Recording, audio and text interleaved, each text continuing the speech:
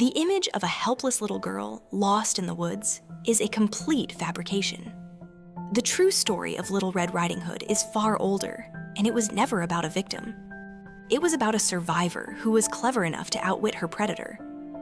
So why was a powerful story of female intelligence and survival deliberately rewritten into a tale that championed female helplessness? That is the central question of our investigation. The answer goes far beyond simple, dark origins. We're looking at a 500-year-old secret that was designed to deceive you. And by the end of this journey, you will finally understand the profound lie that was hidden within the story's most famous object. The Little Red Hood itself. We all remember the story.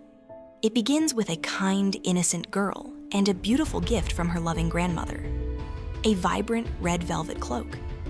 We see her setting off, a picture of youthful innocence, carrying a basket with cake and wine through a sun-dappled forest. But the path is full of charming deceptions. We remember the wolf, so polite at first, who tricks her into revealing her destination. He convinces her to stray from the path, to stop and pick flowers, all while he races ahead to set his trap. The most iconic moment, of course, is the chilling dialogue at the grandmother's bedside. "Oh, grandmother," she says, "what big ears you have. The better to hear you with, my dear." The questions continue, building a terrifying tension until the final dreadful revelation. "What big teeth you have," the wolf's reply, "the better to eat you with," is a moment of pure fairy tale horror. And just when all seems lost, a heroic huntsman appears out of nowhere, saving the day and restoring order with his axe. He becomes the hero, and she becomes the rescued child. That is the story we all know. And it is a lie.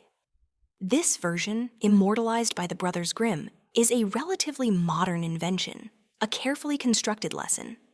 It was designed by men of the 17th and 19th centuries to replace a much older, more primordial truth about survival and the real nature of the wolf. To find that ancient truth, we must first deconstruct the lie they created. Our investigation doesn't begin in the deep, dark woods. Instead, we must travel to the sophisticated salons of 17th century France, where the first part of this deception was born. And I'm genuinely curious for everyone who grew up with this version. Before you knew any of its hidden history, did you ever feel that the huntsman's arrival seemed a little too convenient? Let me know your thoughts in the comments. Our investigation starts not in a forest, but in the opulent, glittering world of 17th century France. We must begin with the man who first put this ancient story to paper, Charles Perrault. Perrault wasn't a folklorist who collected peasant tales for posterity. He was actually a courtier, writing for the sophisticated and ruthless salons of King Louis XIV, the Sun King.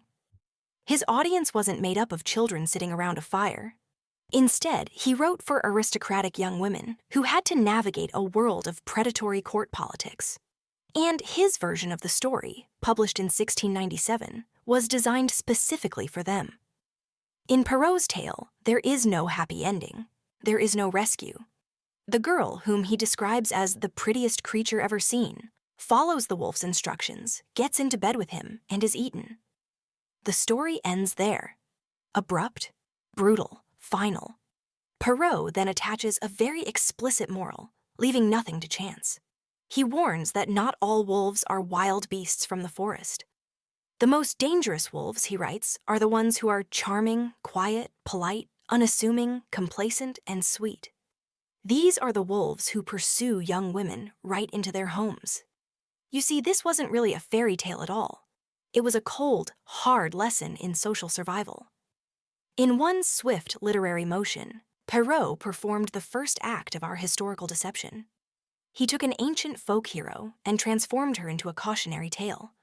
He created the first layer of the lie, the idea that the girl is to blame, an undeniable historical truth. And if you believe exposing truths like this is important, then hitting that subscribe button is just as undeniable. Perrault had successfully turned a folk hero into a victim. But this was only the first step. To truly lock the story down, the memory of her real power had to be completely erased. And we'll see exactly how they did that after we analyze the story's most famous and most deceptive invention. But how do you visually mark a victim? How do you signal to an audience that a character is responsible for her own downfall? Perrault accomplished this with a stroke of literary genius that has defined the story ever since. He gave her the Red Hood. It is a shocking fact, but the most famous object in the entire story did not exist in the older, oral traditions. It was a complete invention. And in the 17th century, that color choice was anything but innocent. Red was a color loaded with powerful, often contradictory symbolism. It was the color of aristocracy and power, but it was also the color of defiance, passion, and, most importantly, of sin. It was the color of the whore of Babylon, a visual shorthand for female transgression and brazen sexuality. By placing this vibrant red hood upon the girl's head, Perrault was doing something deeply subversive. He was marking her. He was subtly suggesting that she carried a degree of culpability for the tragedy that befalls her. She isn't just an innocent girl, she is an innocent girl wearing a symbol of worldly experience. This visual cue fundamentally changes how we perceive her. Suddenly, the story is about more than just a predator hunting his prey. It becomes about a girl whose own nature, symbolized by the beautiful but dangerous cloak, attracts that predator. The blame is expertly shifted. It moves away from the wicked wolf and is placed ever so slightly onto the shoulders of the girl who dared to wear red. But even this powerful symbol of sin wasn't enough to guarantee the heroine's subjugation. The final lock on her cage had to be a physical one, a character designed specifically to erase the memory of how the original girl brilliantly saved herself. The final layer of the lie was added more than a century later in 1812. This is when the brothers Grimm published their version, the one that would become the global standard. The Grimms were scholars, but they were also shaping tales to fit the social values of their time. They took Perrault's foundation, the naive girl, the red hood, the tragic end, and made one monumental change. They added a hero. In the Grimm version, just as the wolf swallows Little Red Cap, a heroic male huntsman appears. He has been conveniently passing by, heard the commotion, and bursts in to save the day. He takes his axe, cuts open the wolf's belly, and out pops the girl completely unharmed. The huntsman represents the restoration of patriarchal order. He is the symbol of male authority, arriving to fix a problem that the female characters, the girl and her grandmother, were helpless to solve on their own. This single addition completes the heroine's subjugation. In the ancient oral tales, she was a clever survivor. In Perrault's version, she became a cautionary victim. Now, in the hands of the Grimms, she is reduced to a helpless damsel in distress, an almost infant-like figure who must be rescued from her own foolishness by a capable man. The story's transformation is now complete. The original tale of female empowerment has been fully inverted into a fable that reinforces female passivity and dependence. These additions, the moral, the red hood, the huntsman, are the clues that prove the story we know is a deliberate construction. They are the fingerprints left behind at the scene of a historical alteration. But the most important clue isn't what was added. It's what was erased. To create their polished, moralistic tales, Perrault and the Grimms had to remove a shocking and profoundly disturbing scene from the original oral tradition. It was a scene of ritualistic cannibalism that formed the true heart of the ancient tale. This single, erased moment is the key. It is the piece of the puzzle that unlocks the entire 500-year-old mystery. It explains why the heroine had to be changed and what she truly represented before her story was stolen from her. Now, to understand the lie, we must do what folklorists do. We must dig deeper. We must travel back to a time before the Red Hood, before the huntsman, before the books themselves. We must go to the peasant firesides of medieval Europe and witness the terrifying, unvarnished test that the original heroine was truly meant to face. This is where we find the truth. For centuries before it was ever written down, this story lived and breathed in the oral traditions of European peasants. Folklorists in the 19th and 20th centuries collected dozens of these older versions, And the most famous is a French tale called Conte de la Mère Grande, the story of the grandmother. This is the primordial ancestor of our modern fairy tale, and it is a world away from the story we know. The heroine in this version has no name. She is simply the little girl. More importantly, she wears no red hood. The story shifts focus away from her appearance or supposed moral failings, and instead centers completely on her actions. And the antagonist she faces is often not just a wolf, but a bisou, a regional term for a werewolf. This immediately changes the stakes. She is not meeting a charming stranger. She is confronting a shape-shifting, supernatural monster that embodies the deepest fears of the medieval world. From its very first moments, this ancient tale signals that we are in a different reality, one governed by older, more primal rules. In this world, survival doesn't depend on innocence or obedience. It depends on recognizing danger when it stares you in the face. We have to understand this isn't a nursery story. It functions more like a field guide for navigating a world filled with monsters. The heroine is not a passive traveler, but an active participant in a deadly game of wits. And the story's first clue is hidden in a choice she must make. Before she even reaches her grandmother's house, the werewolf gives her a test. He tells her that he will take the shorter path of needles, while she should take the longer path of pins. This detail, completely erased from modern versions, is the first critical sign of the story's true meaning. This choice goes beyond simple direction. It's a profound symbolic test of wisdom and initiation. In the peasant world, needles and pins were the fundamental tools of a woman's life. They represented domesticity, skill, and the power to create and mend. But they had different meanings. The path of needles, which the wolf takes, is fast, direct, and thoughtless. It gets you there quicker, but it is the foolish path. The path of pins, however, is longer and requires more care. It symbolizes the slow, deliberate work of a seamstress, a path of practicality, patience, and female wisdom. By telling the girl to take the path of pins, the wolf is unknowingly giving her the very tool she will need to survive. While she walks this longer path, the story says she amuses herself by gathering pins. She is not just wandering aimlessly, she is preparing. She is passing the first test of initiation into a dangerous adult world, demonstrating the prudence and foresight that her modern counterpart so tragically lacks. This choice proves she is not naive. She is perceptive, and that perception will soon be tested in the most terrifying way imaginable. This is the moment we have been building towards. This is the pivotal revelation, the gruesome, sacred scene that was so shocking, Perrault and the Grimms had to erase it completely. When the girl finally arrives at her grandmother's cottage, the werewolf is already there, waiting for her, disguised in the grandmother's bonnet. But before he invites her to bed, he offers her a meal. He points to the meat in the pantry and a bottle of wine on the shelf, telling her to eat and drink. The girl does. But as she eats, a small cat in the cottage cries out, "A slut is she who eats the flesh and drinks the blood of her grandmother." This is the story's horrifying central truth. The meat and wine are the literal remains of her slaughtered grandmother. The werewolf has not just killed her.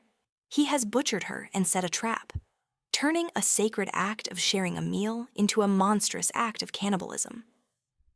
This detail isn't meant to be gore for the sake of gore. It serves as a primordial test of perception. In a world without science, survival depended on intuition, on sensing when something was deeply, fundamentally wrong. The cat's warning is the voice of that intuition made real. The girl is being tested to see if she can recognize the truth. No matter how horrifying, that is right in front of her. Can she see through the disguise? Can she feel the violation of the sacred taboo against consuming one's own kin? Her entire survival hinges on this one terrifying moment of recognition. Having failed to trick her with the cannibalistic meal, the werewolf moves to his next tactic. He tells the girl to undress and join him in the bed. But he doesn't just tell her to get undressed. In the oral tradition, it is a chilling ritual. He instructs her, piece by piece, to take off her clothes, her bodice, her skirt, her petticoat, her stockings, and to throw each item into the fire. With every piece of clothing she discards, he says, "You will not be needing it anymore, my child." This is far more sinister than the litany of questions in the modern tale. This is a ritual of psychological domination and symbolic destruction. Her clothing represents her social identity, her connection to the human world, her protection. By forcing her to burn it, the werewolf is systematically stripping her of her identity, one layer at a time. He is isolating her, erasing her connection to the community, and reducing her to a state of primal vulnerability before the final attack. This scene is a terrifyingly accurate depiction of how predators groom their victims, breaking them down psychologically before they strike physically. It is a slow, methodical erasure of the self. Yet even in this moment of extreme vulnerability, stripped of everything that defines her, the original heroine does not break. She is about to turn the tables, using the wolf's own monstrous nature against him. This is where we see the true hero of the story emerge. This ritual of psychological destruction should have been the end. In the versions we know, it would have been. But it wasn't. Because this is the moment the true heroine, the one they tried to bury for centuries, finally makes her move. This is the empowering conclusion that was stolen from our collective memory. The girl, now in bed with the wolf, finally realizes the full extent of her peril. She feels the creature's hairy skin. She sees its massive claws. But she does not scream. She does not panic.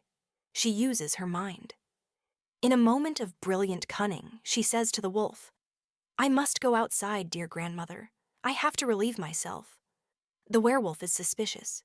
He does not want to let her go, but he cannot refuse such a basic human need. So he agrees, but with one condition. He ties a rope made of wool, a product of the domestic world she represents, to her ankle, ensuring she cannot escape. The girl goes outside into the dark yard. And here, in the final moments of the tale, she performs her masterstroke. She unties the woolen rope from her own ankle and, with quiet urgency, ties the other end to a nearby plum tree. She then flees into the night, disappearing into the safety of the woods. The wolf waits, growing impatient. He calls out, "Are you doing a big job out there?" When there is no answer, he pulls on the rope, feels it go taut against the tree, and believes she is still there. By the time he realizes he has been tricked, she is long gone. She had no weapon, no hero to rescue her, and no magic on her side. Her victory was a pure triumph of her own cleverness, her courage, and her wit. This was the true story. A celebration of female intelligence and self-reliance. So the 500-year-old secret goes deeper than the story just being darker. Its very soul was inverted. A tale celebrating female wit and resilience was systematically rewritten into a cautionary lesson that championed female helplessness. The real lie wasn't the wolf at all. The lie was the invention of the Red Hood and the huntsman who followed. This deliberate inversion of power, from hero to helpless, is a pattern we see throughout folklore. But what happens when the lie isn't about erasing a hero, but about cleverly hiding a trickster's true, magical identity right in plain sight? In the tale of Puss in Boots, the secret goes beyond the cat's cleverness. It's found in the 475-year-old hidden magical tradition he truly represents. And that secret is even more shocking. Click the video on your screen now to continue the investigation.